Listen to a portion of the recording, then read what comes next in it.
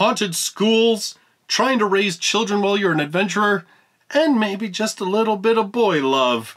All this and more in the top 10 light novels in Japan this week.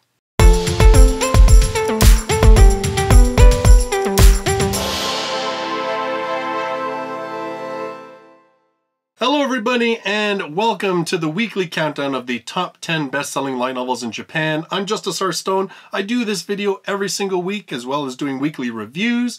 There's also news and the light novel podcast on this channel. This channel's all about light novels. So if you love light novels, or maybe you're just starting to find out what they are and get interested in them, you should consider subscribing. Today I'm covering the top 10 best-selling light novels from October the 22nd to the 28th of 2018. We've got a couple of new titles hitting into the list this week. We actually have a brand new number 1.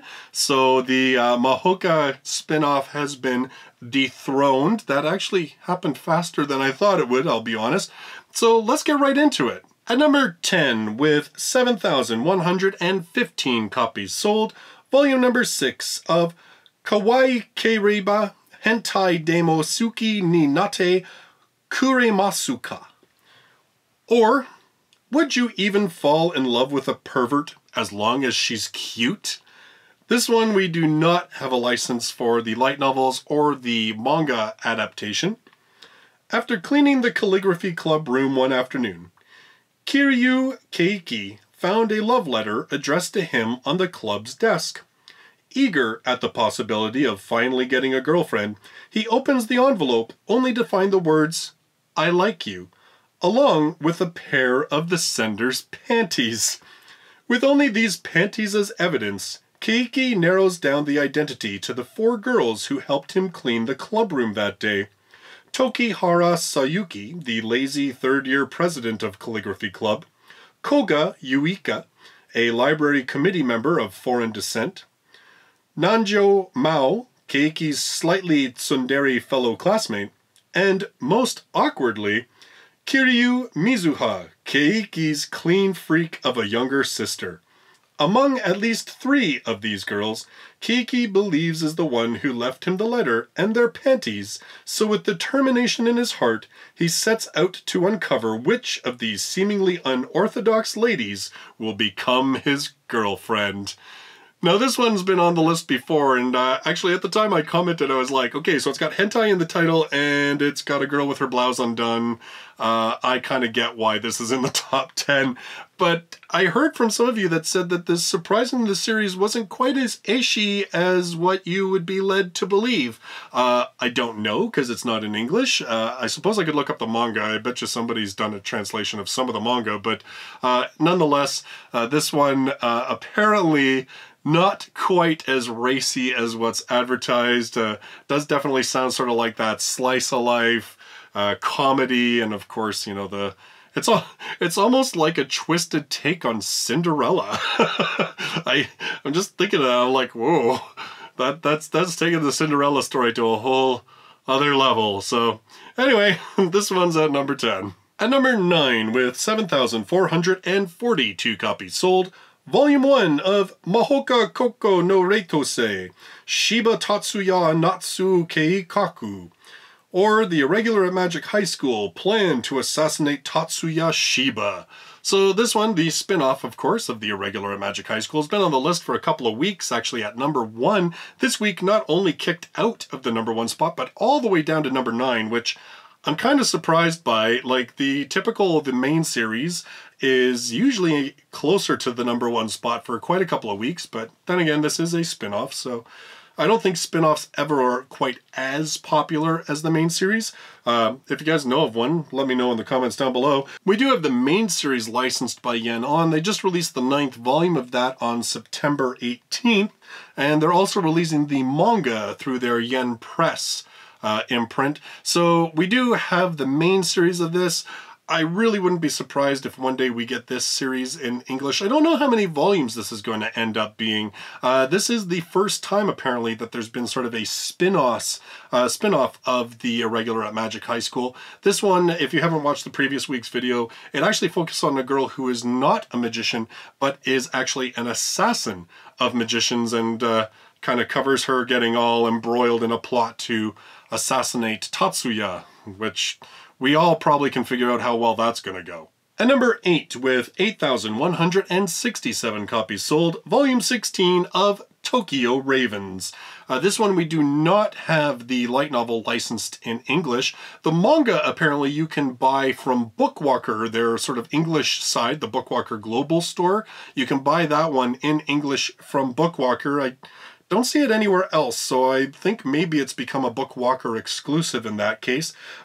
We did have an anime which was licensed by Funimation and actually streamed on Funimation when it aired, which was back like October of 2013. According to the internets, the anime covered volumes 1 to 7, but excluded volume number 5, which I don't know what volume 5 was. Maybe it was short stories or something, I don't know. But anyway, it was apparently not covered in the anime.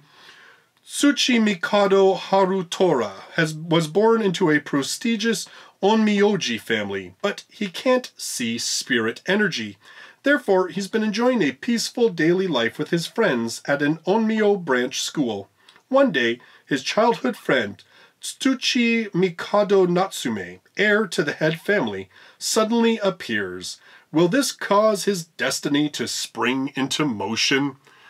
So it's basically a supernatural series about spirits and spirit energy, and I'm really not familiar with it. I've not seen the anime, not read the manga, and of course, like I said, the light novels aren't available either.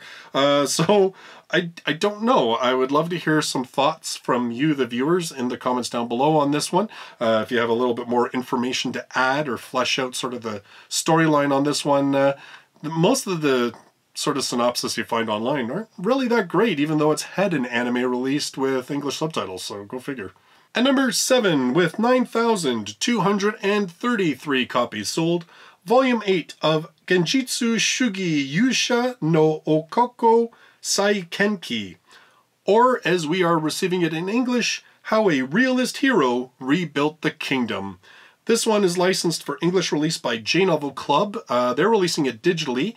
They've released Volume 7, so aside from this brand new one, they're caught up to the Japanese releases. Seven Seas has just started releasing the books in physical format. They've only released Volume 1 so far. Oh, hero!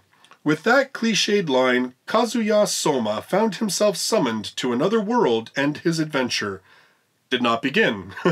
After he presents his plan to strengthen the country economically and militarily, the king cedes the throne to him, and Soma finds himself saddled with ruling the nation. What's more, he's betrothed to the king's daughter now. In order to get the country back on its feet, Soma calls the wise, the talented, and the gifted to his side. 5 people gather before the newly crowned Soma. Just what are the many talents and abilities they possess? What path will his outlook as a realist take Soma and the people of his country down? A revolutionary transferred to another world administrative fantasy series starts here. So this one is actually a really good series. I've really enjoyed it. I've read up to volume number 3 or 4 on this one now. I'm trying to I can't remember. We actually covered this one in the Light Novel podcast, the first couple of volumes of it, because many of us are fans of this series, just because it takes a very different look at the whole isekai thing, because it's an isekai but focuses far more on politics and economics and kingdom building as opposed to just the hero getting strong to defeat the demon lord or some such thing.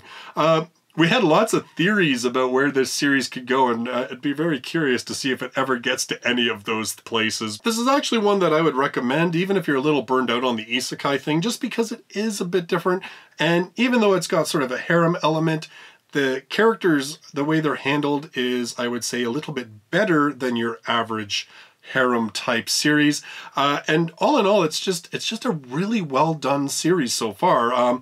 I know that a couple of guys on the podcast who had read further ahead than I have said that there's 1 or 2 slightly weaker volumes, but that, you know, overall it's still a really strong series. So definitely one that I would recommend you check out.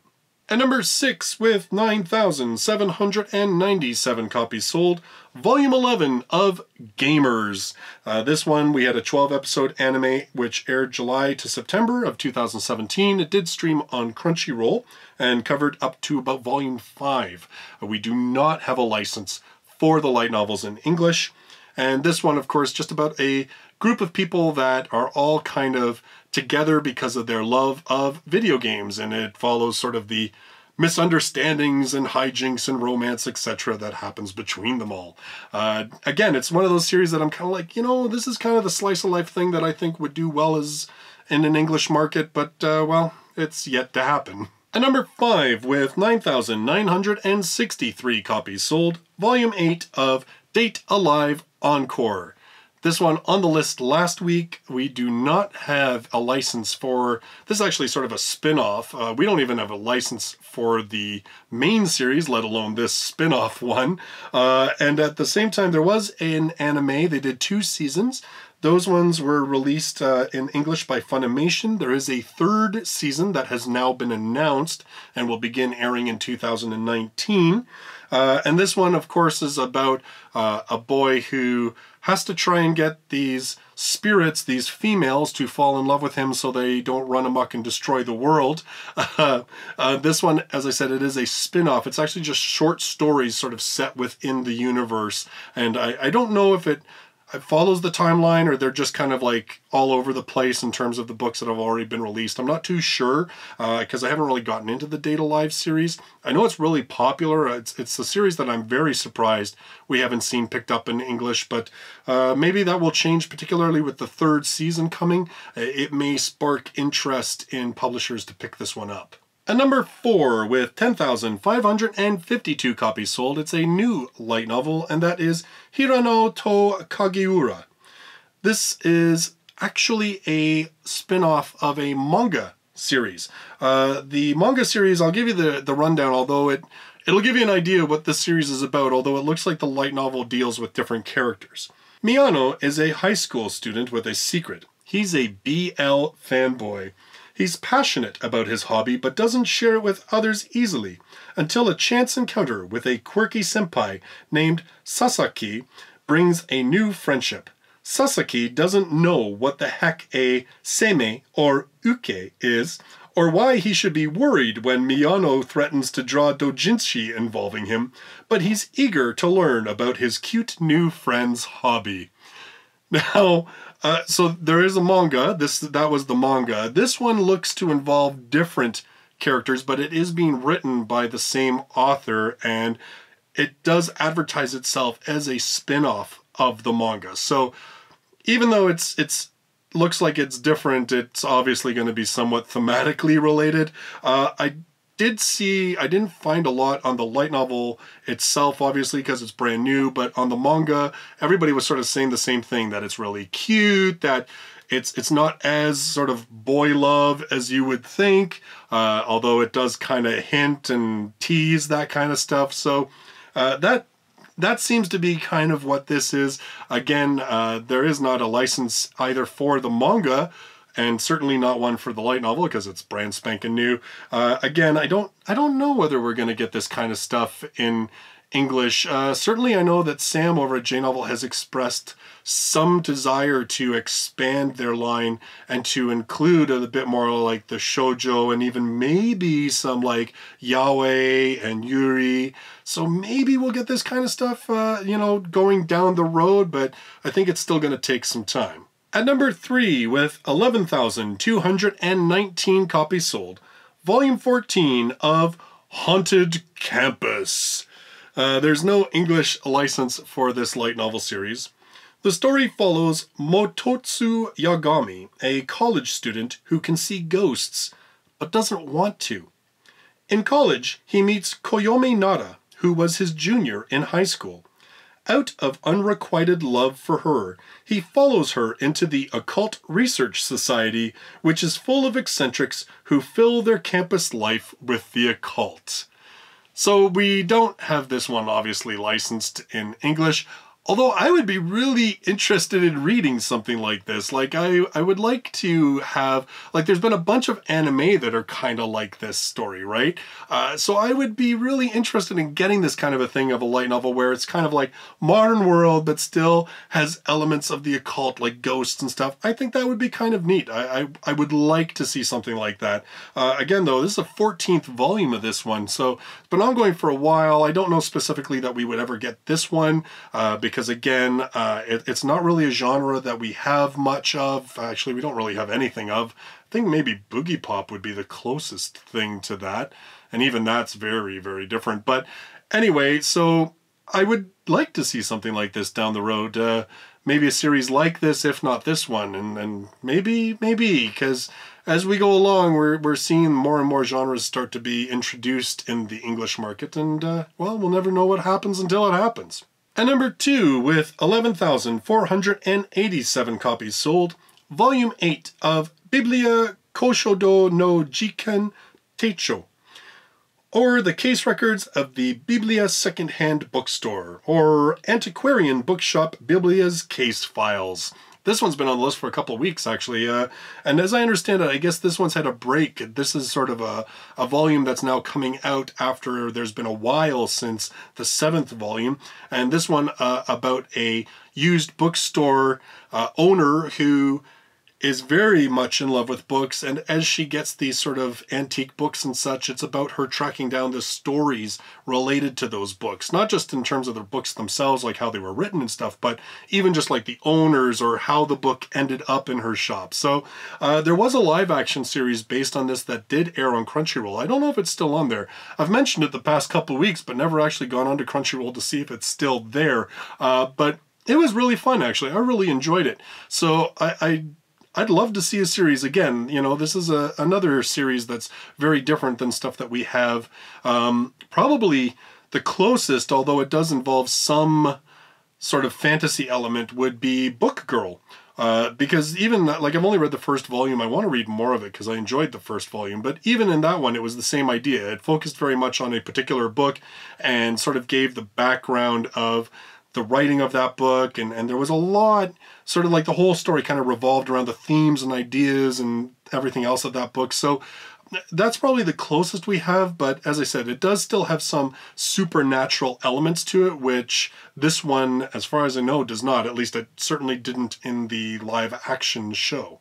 Finally, at number 1, with 12,831 copies sold, Volume 5 of Isekai Yururi Kiko, Koso date shinagara bokensha shimasu, or Isekai Yururi Kiko, Raising Children While Being an Adventurer. We do not have this licensed for English at this time. I'm terribly sorry. A god was suddenly prostrating in front of Kayano Takumi. He was apparently killed by mistake. Moreover, he can't be reborn again. However, he is able to live in a different world? Then let's do that, please. The god made a mistake again and transferred me into a dangerous forest. Seriously, what's going on? Besides, there's children here. I can't just leave them. So I guess I will take care of them. So this one about, obviously, an isekai about a man who goes and becomes an adventurer in another world and finds kids and adopts them. And, well, I mean, the title says, right? Raising children while being an adventurer. It's once again, the attack of the light novel titles that describe their premise. This one's pretty popular, though, actually. Even with this just 5th volume, it's been on the top 10. Well, I think actually every volume that's come out in the time that I've been covering these top 10s, which is a little over a year, has been on the top 10. Can't recall if any of the other ones hit number 1, though, so maybe it's getting increasingly popular, or maybe it's just what's released this week. I don't know. I mean, obviously these sales numbers aren't astronomical compared to some of the other ones that sell, 50 and 60,000 copies in their first week of release, but nonetheless, it's popular. And probably the closest that I can think of to something like this would be, if it's for my daughter, I'd even defeat a demon lord. That one, of course, put out by J Novel Club, which was cute, actually. Well, what I read of it was cute. It kind of went places I wasn't really wanting it to go, apparently, which is why I kind of didn't keep up with it. But, you know, that's just maybe my personal preference. I don't think this one's going to play out that way. I'd actually be interested to know if these are just normal kids or if these are kids that are monsters in some way or something. That would be kind of an interesting twist on the whole thing as well. This week, I want to say a special thanks to Shotaku, Mitchell Von Regen, Yun, and Ola OJ the Bull, and all the rest of my supporters on Patreon for their continued help in purchasing books for this channel for review and in paying for additional hosting for the Light Novel podcast so that podcast can be listened on a multitude of platforms. So hopefully we can spread the message of just how awesome light novels are to as many people as possible. So those are your top 10 best-selling light novels for October 22nd to the 28th of 2018. Again, I don't know what's going to happen next week. You know, those sales numbers, you know, when Volume 1, like top 1, only does about 12,000 or so, says to me this was maybe a little bit of a slower week, so we'll see what comes out next week and how the list kind of plays out then. So if you're brand new to the channel and you love light novels, you should subscribe. I do this countdown every single week, as well as weekly reviews, news, and of course the Light Novel podcast gets posted here as well. Thank you so much for joining me in this video. I look forward to seeing you in the next one. Till then, bye-bye for now.